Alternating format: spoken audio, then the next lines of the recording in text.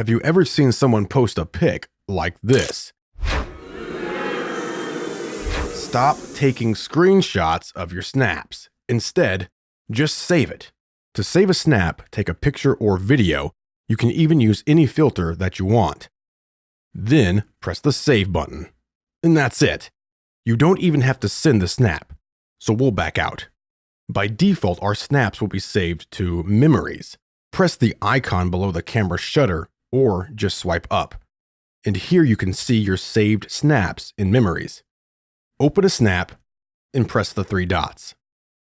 Choose Export Snap, and you'll have the option to export to other apps like Instagram or choose Camera Roll to save it to your phone.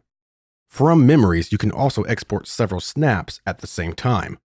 Press and hold on one snap and select the others. Tap Export, and you can send the snaps to another app like Instagram or save to Camera Roll.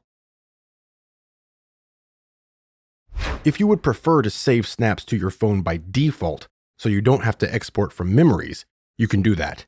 Go to your account and tap the gear icon. Scroll down and select Memories. Tap Save button, and you can change the default behavior. Choose Memories, which is the default, Memories and Camera Roll, or just Camera Roll.